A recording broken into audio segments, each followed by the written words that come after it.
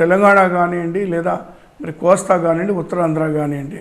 కానీ వాళ్ళు అలా కాకుండా గతంలో ఉన్న ప్రభుత్వం కేవలం 29 గ్రామాలకే పరిమితం అయ్యి అమరావతి రాజధాని ప్రాంతం మాత్రం అభివృద్ధి చెందాలనేటువంటి కార్యక్రమంతో వాళ్ళు ఉన్నారు. మేము ఆలోచన చేయడం లేదు. మరి 29 గ్రామాలు కాదు, రాష్ట్రంలో ఉన్నటువంటి అన్ని ప్రాంతాలు కూడా అభివృద్ధి చెందాలనేటువంటిది అనేది మా యొక్క ఆలోచన. అందుకొరకే మరి 3 రాజధానులు అనేటువంటి మాట మేము తీసుకురావడం జరిగింది. తర్వాత అగ్రెసివ్గా మేము పని చేయాలన్నారు, సంతోషం. ఖచ్చితంగా అగ్రెసివ్గా పనిచేస్తాం. కానీ మేము ఆల్రెడీ ఎన్నికలకి ఎప్పుడో ముందుగానే ప్రజల్లోకి వెళ్ళడం జరిగింది. ప్రజల్లో మేము ఏమైతే ఈ 5 సంవత్సరాల్లో పనిచేసామో, ఏదైతే ప్రజలకు మేలు అందించామో అది డోర్ టు డోర్ వెళ్ళడం జరిగింది. మరి మా స్థానిక నాయకులు అయితేమి, ఎమ్మెల్యేలు అయితేమి మరి ప్రతి గడప తొక్కినటువంటి పరిస్థితులు ఉన్నాయి.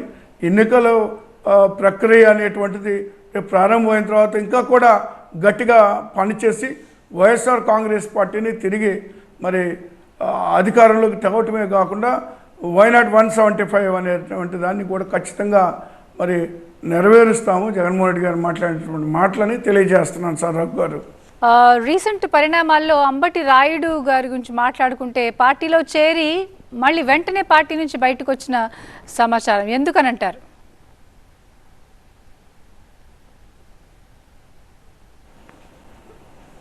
అది యాక్చువల్గా మళ్ళీ నేను అంటే మొదటి ట్వీట్లో ఇట్లా రాజీనామా చేస్తున్నట్టుగా విన్నామండి.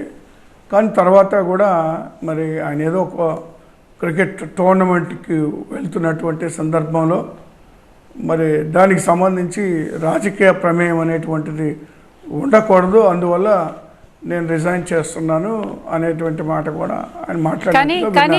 కానీ కారణం వేరేదిగా వినిపిస్తోంది. కారణం గుంటూరు సీటు ఇస్తానని చెప్పి ఇవ్వలేదు, అందుకని డిసప్పాయింట్ అయినట్టుగా అని మరొక సమాచారం. ఏమంటారు? సరే, ఇప్పుడు స్పెక్యులేషన్స్ రకరకాలుగా మాట్లాడతారు కదండి. కానీ ఆయన మాట్లాడితేనే మనకు దానికి శాంటిటీ ఉంటుంది.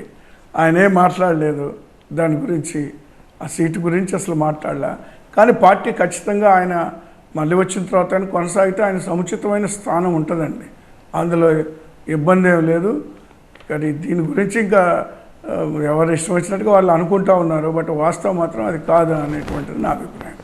సముచిత స్థానం అని మీరు కన్వే చేస్తున్నారో, అసలు పార్టీ కన్వే చేసిందో లేదో సరే.